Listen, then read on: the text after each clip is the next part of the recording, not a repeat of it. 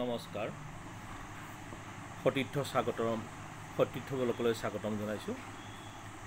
আজি আমি আপোনালোকক দেখাব বিচাৰিছোঁ আমাৰ ঢেকিয়াজুলি স্থানীয় মহাবিদ্যালয় লোকনায়ক অমীয় কুমাৰ দাস মহাবিদ্যালয় ছাত্ৰ ছাত্ৰীসকলে ইণ্টাৰ্ণশ্বিপৰ কাৰণে আমাৰ সতীৰ্থ হস্ততাঁত বয়ন শিল্প লৈ আহিছে আৰু আমি তেওঁলোকক আজি 16 জুনৰ পৰা আৰম্ভ কৰিছোঁ কাৰ্যসূচী। আমাৰ এনেধৰণে আপোনাৰ অনাগত 15 জুলাইলৈকে আপোনাৰ ইণ্টাৰ্ণশ্বিপ কাৰ্যসূচী চলি থাকিব।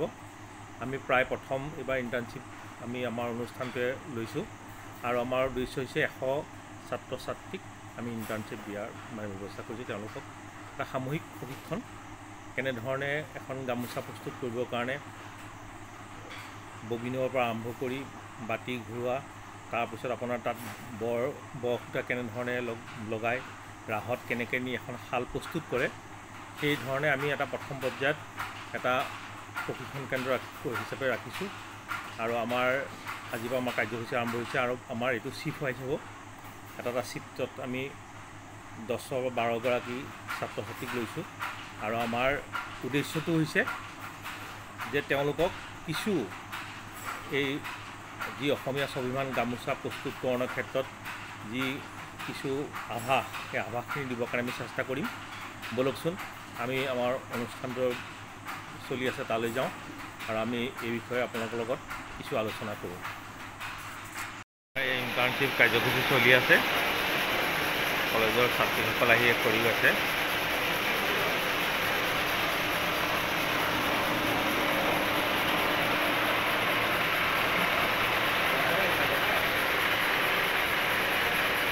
তোমালোকে এইবিলাক মানে চোৱা, যিখিনি মানে একো দেখা নাই এয়া চোৱা শালৰ হেৰি।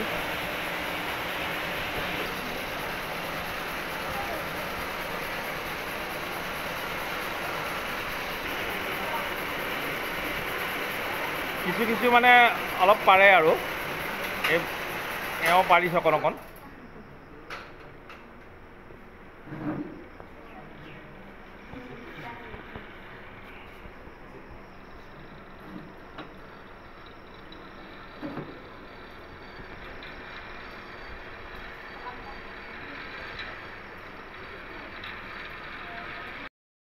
লোকনায়ক অমীয় কুমাৰ দাস মহাবিদ্যালয় ইণ্টাৰ্ণশ্বিপ কাৰ্যসূচী এনেধৰণে চলি আছে। একোটা বেষ্ট 2 ঘণ্টা হিচাপে আমি মানে প্ৰশিক্ষণ দিয়াৰ ব্যৱস্থা কৰিছোঁ। এইটো এটা বেষ্ট, এওঁলোকে প্ৰশিক্ষণত ব্যস্ত। এইধৰণে ববিন কেনেধৰণে পুৰোৱা হয় তেওঁক মানে প্ৰশিক্ষণ দিয়া হৈছে আৰু বাকী দুগৰাকীয়ে চাইছে, পৰৱৰ্তী সময়ত তেওঁ কৰিব। ফালে এনেধৰণে কৰি থকা হৈছে আৰু মেচিনত ববিন কেনেদৰে কৰা হয় শিক্ষাৰ্থীসকলক দেখুওৱা হৈছে।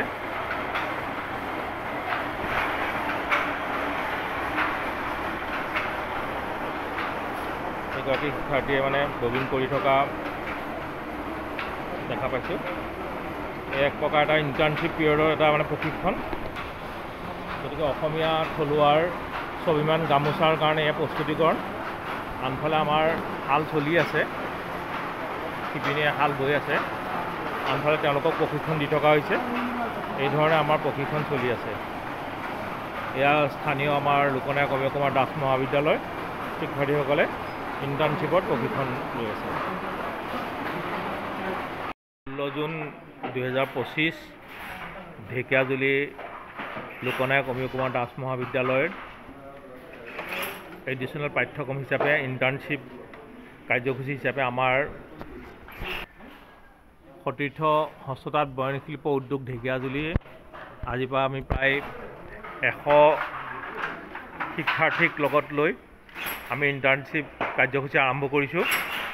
এয়া আমাৰ ঢেকিয়াজুলি আমাৰ স্থানীয় মহাবিদ্যালয় লোকনায়ক অমীয় কুমাৰ দাস মহাবিদ্যালয় ছাত্ৰীসকল আৰু ছাত্ৰসকলে আজিৰ পৰা ইণ্টাৰ্ণশ্বিপ কোৰ্চ আৰম্ভ কৰিছে আমাৰ এই সতীৰ্থ হস্ততাঁত বয়ন শিল্পত।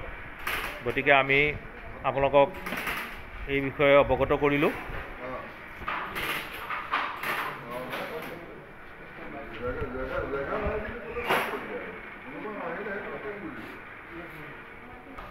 এই ধৰণে আমাৰ এডিশ্যনেল পাঠ্যক্ৰম হিচাপে আমি হস্ততাঁত বয়ন শিল্পৰ ওপৰত তেওঁলোকক আমাৰ আজি মহুৰা আৰু ববিন ফুৰোৱাৰ কাৰ্যসূচী আমি মানে শিকোৱা হৈছে। আমাৰ অনুষ্ঠানটোৰ সভাপতি শ্ৰীযুত ৰূপজ্যোতি পটংগী আমাৰ মাজত উপস্থিত হৈছেহি। তেখেতে এই বিষয়ে কিছু অৱগত কৰিব। হয়, প্ৰথমতে মই ঢেকীয়াজুলি লোকনাথ অনিল কুমাৰ দাস মহাবিদ্যালয় কৰ্তৃপক্ষক ধন্যবাদ জনাইছোঁ যে তেখেতসকলে আমাৰ এই অনুষ্ঠানটোত তেওঁলোকৰ মহাবিদ্যালয়ত অধ্যয়নৰত 100গৰাকী ছাত্ৰ ছাত্ৰীক আমাৰ এই অনুষ্ঠানলৈ পঠাইছে যে আমাৰ যি অসমৰ যি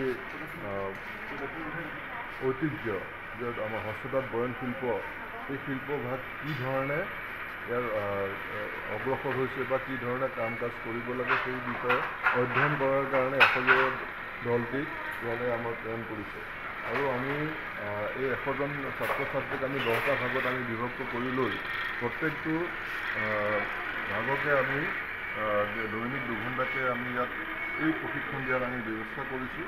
এইটো আচলতে অসমৰ কাৰণে অতি শুভ লক্ষণ যে নতুন প্ৰজন্মই এই আমাৰ যিটো অসমৰ যিটো স্বাভিমান যে হস্ততাঁত বয়ন শিল্প উদ্যোগটো তেওঁলোকে শিকাৰ কাৰণে আগ্ৰহ প্ৰকাশ কৰিছে। আচলতে এই পদক্ষেপে আহি থকা সময়ত আমাৰ নৱপ্ৰজন্মৰ মাজত এই আমাৰ হস্ততাঁত বয়ন শিল্প উদ্যোগটো প্ৰচাৰ আৰু সম্প্ৰসাৰণৰ ক্ষেত্ৰত আচলতে যথেষ্ট সহায় কৰিছে। বিশেষকৈ আমাৰ আপোনালোকে দেখিব যে ছাত্ৰীসকলে বা ছাত্ৰসকলে আমাৰ ইয়াতে আজি প্ৰশিক্ষণ লৈ আছে। তেওঁলোকৰ আহি থকা সময়ত বাস্তৱ জীৱনত তেওঁলোকে যাতে অধ্যয়ন শেষ কৰাৰ পিছত নিজ নিজ অঞ্চলত গৈ পেলাই এই যিটো উদ্যোগ, এই উদ্যোগৰ প্ৰচাৰ আৰু সম্প্ৰসাৰণৰ ক্ষেত্ৰত তেখেতসকলে উদ্যোগ ল'ব আৰু এই উদ্যোগৰ দ্বাৰাই আমাৰ যিটো জাতীয় যিটো আমাৰ সম্পদ, এই সম্পদখিনি সংৰক্ষণ কৰা আমাৰ কাৰণে অতি সুবিধা হ'ব। বহুত বহুত ধন্যবাদ। গতিকে অকণমান আমি দেখা বিচাৰিছোঁ আমাৰ ছাত্ৰসকলক, তেওঁলোকো মানে প্ৰশিক্ষণত ব্যস্ত হৈ আছে। তেওঁ কিছুমান মেচিনাৰীজ কেনেধৰণে ববিন কৰা হয় তাৰ ওপৰত তেওঁলোকক হেৰি কৰা হৈছে।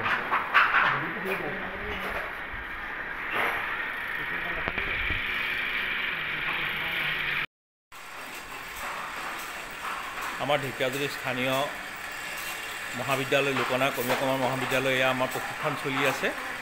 আজি প্ৰশিক্ষণৰ প্ৰথম দিন। আমি এনেধৰণে প্ৰায় 100 ছাত্ৰ ছাত্ৰীক প্ৰশিক্ষণ দিয়াৰ এটা চিন্তা চৰ্চা কৰিছোঁ বুলি আপোনালোকক অৱগত কৰিছোঁৱেই। তেওঁলোকে আৰম্ভণি হিচাপে শিকি আছে, কেনেধৰণে ববিন কৰিব লাগে সেয়াৰ ওপৰত শিকি আছে। ইয়াত ল'ৰা বা ছোৱালীৰ কোনো পাৰ্থক্য নাই। তেওঁলোকে এই অসমীয়া স্বাভিমান গামোচা কি ধৰণে প্ৰস্তুত কৰে তেওঁলোকৰ এটা ইচ্ছা আছে, সেইকাৰণে তেওঁলোকে আহিছে। গতিকে ইয়াত তেওঁলোকে কেনেধৰণে কৰে ববিন কৰি আছে। আনফালে মই আমাৰ যি মেচিনাৰীজ তেওঁলোককো এনেকৈ শিকাইছোঁ, এয়া তেওঁলোকে কৰি আছে। গতিকে খুব ভাল লাগিছে আমাৰ। তেওঁলোকে এটা উৎসাহ উদ্দীপনাৰে আমাৰ এই অসমীয়া যি গামোচা প্ৰস্তুত কৰাৰ কাৰণে তেওঁলোকে আগবাঢ়ি অহাৰ কাৰণে আমি ভাল পাইছোঁ। আৰু ই এটা কোৰ্চ, কলেজৰ এটা ইণ্টাৰ্ণশ্বিপ কোৰ্চ। গতিকে ইণ্টাৰ্ণশ্বিপ কোৰ্চ হিচাপে তেওঁলোকে এইটো চুজ কৰিছে। মই এগৰাকী শিক্ষাৰ্থীৰ ওচৰত গৈছোঁ, তেওঁ স্থানীয় মহাবিদ্যালয়ৰে এগৰাকী শিক্ষাৰ্থী। তোমাৰ নামটো কি কৈছিলা? নমস্কাৰ, মোৰ নাম শ্ৰীমতী ডলি দেৱনাথ আৰু মই LOKT কলেজ ঢেকীয়াজুলিৰ ষ্টুডেণ্ট হয়। তুমি ধৰা আমাৰ এনেকৈ আহিছা আজি এই যি আমাৰ থলুৱা চাদৰ মেখেলা পৰা আৰম্ভ কৰি গামোচালৈ তোমালোকে শিকাৰ এটা আগ্ৰহ প্ৰকাশ কৰিছা। গতিকে আজি তুমি ধৰা এই ধৰণে এইটো তুমি ববিন ফুৰাইছা আৰু মই দেখা পাইছোঁ তুমি পাৰিছাই, এটা ববিন সম্পূৰ্ণই কৰিছা। তোমাৰ অকণ শিক্ষাটো ইচ্ছা আছে। তুমি কোৱাচোন কিয় ইণ্টাৰ্ণশ্বিপত তুমি এই ছাবজেক্টটো চুজ কৰিলা? ছাৰ, একচুৱেলি মোৰ দেউতা এজন হয়, তেখেত এজন টেইলাৰ হয়, কাপোৰ চিলাই। মই সৰুৰ পৰাই চাইছোঁ যে এইবিলাক সূতা ববিন মোৰ সৰুৰ পৰাই অলপমান, বেছি নহয় বাট অলপমান নলেজ আছে এইবোৰৰ। তো মোৰ ইণ্টাৰেষ্টটো আছিলে এইবোৰৰ। আৰু মই এনেকুৱা নহয় যে মই ফাৰ্ষ্ট ইয়াতে আহিছিলোঁ, মই বেলেগ জেগাও বিচাৰিছিলোঁ, বাট এই অপশ্যনটো চাইছিলোঁ। পিছত ইয়াত মই আহিলোঁ চাবৰ কাৰণে। এইবিলাক চাই কেনে, এনভাইৰনমেণ্টটো চাই কেনে মোৰ বহুত ভাল লাগিছে আৰু ইণ্টাৰেষ্ট এটা ডেভেলপ হৈছে মোৰ ওপৰত যে কেনেকৈ গামোচা বনায় আৰু কেনেকৈ চাদৰ মেখেলা। মই ইয়াত চাই আছোঁ চবে খুৰীহেঁতে চাদৰ মেখেলা বনাই আছে, তো মোৰ কিবা এটা ইণ্টাৰেষ্ট লাগিছে যে নাই মই এইটো কৰি চাওঁ বুলি কেনে। আৰু এই ইণ্টাৰ্ণশ্বিপ যে আমাক দিছে FYUGP ষ্টুডেণ্টবিলাকক এইটো একপিনে ভালেই দিছে যে আমি পঢ়া শুনাৰ লগতে আমি বেলেগ কোৰ্চো কৰিব পাৰোঁ যোনটো আমাৰ ডে টু ডে লাইফ আমাৰ আগৰ ফিউচাৰতো কাম আহিব পাৰে এইবোৰ। ধন্যবাদ, খুব সুন্দৰকৈ কৈছে কথাখিনি, ভাল লাগিছে। গতিকে এনেধৰণে আমাৰ শিক্ষাৰ্থীসকলে নিজৰ নিজৰ কাম কৰি আছে। আমি আমাৰ ইয়াৰ এই অনুষ্ঠানটোৰ যিজন শিক্ষক নীৰেণ দাস তেখেতেও বাতি প্ৰস্তুত কৰিছে। বাতি প্ৰস্তুত কৰাৰ বিষয়ে অলপ কিছু অৱগত কৰিম আপোনালোকক।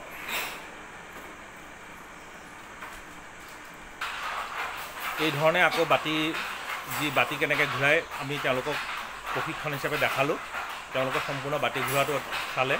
আমাৰ অনুষ্ঠানৰ এই মাষ্টৰ শ্ৰী নীৰেণ দাসে খুব সুন্দৰকৈ তেওঁলোকক বুজাই দিছে এটা বাতি প্ৰস্তুত কৰাৰ ক্ষেত্ৰত কি ধৰণে কৰিব লাগে। তেওঁলোকে নিশ্চয় বুজি পাইছে, কিছু আভাস পাইছা, নিশ্চয় কিছু আভাস পাইছা তোমালোকে। গতিকে এই বিষয়ে তুমি কি ক'বা, কোৱাচোন অকণমান। নমস্কাৰ, মোৰ নাম নেহা। তুমি কেনেকুৱা পাইছা ইয়াত এই প্ৰশিক্ষণ লৈ পেলাই? বহুত ভাল লাগিছে। গতিকে বাতি ঘূৰাটো তোমালোকে নিশ্চয় দেখিলা, অঁ, গতিকে কিছু আভাস পাইছা হয়নে? বহুত ভাল লাগিছে। ভাল লাগিছে আৰু আভাসটো পাইছে, কিছু শিকিব পাৰিছা অকণ অকণ। গতিকে আমাৰো ভাল লাগিছে তোমালোকক শিকাই পেলাই। এনেধৰণে আমি সকলো শিক্ষাৰ্থীক আমি মানে প্ৰশিক্ষণ দি আছোঁ। গতিকে এওঁলোক এতিয়া এইটো বেষ্টত কৰিছে, তেওঁলোকে শিকিছে। ইয়াৰ আগতো 2-3টা বেষ্ট অলৰেডি হৈ গৈছে আৰু তেওঁলোকে মানে এই ধৰণে মানে প্ৰশিক্ষণ চাইছে বা মানে তেওঁলোকে এটা আভাস পাইছে। গতিকে আমি এইখিনি আপোনালোকক জনাব অৱগত কৰিব বিচাৰিছোঁ যে আচলতে অসমীয়া স্বাভিমান গামোচা কি ধৰণে প্ৰস্তুত কৰে আজিৰ যুগৰ ল'ৰা ছোৱালী আচলতে তাক জনাটো খুবেই প্ৰয়োজন।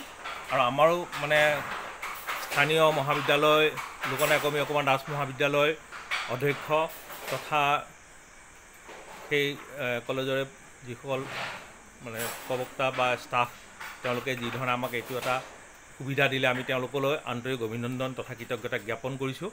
আৰু অনাগত দিনত আমি তেনেধৰণে সহায় সহযোগ কৰিম বুলি আমিও এক প্ৰকাৰ মানে প্ৰতিজ্ঞাবদ্ধ যে তেওঁলোকে আমাৰ ওচৰলৈ আহিলে আমি নিশ্চয় শিকাম। আৰু এনেধৰণে আমি সকলো শিক্ষাৰ্থীসকলক আমি ইয়াৰ এই বিষয়ে জানিবৰ কাৰণে আহ্বান জনাইছোঁ। ধন্যবাদ। যদি ভিডিঅ'টো ভাল লাগিছে আপোনালোকে শ্বেয়াৰ কৰিব আৰু ভাল লাগিলে আপোনালোকে মন্তব্য দিব নাপাহৰিব। ধন্যবাদ।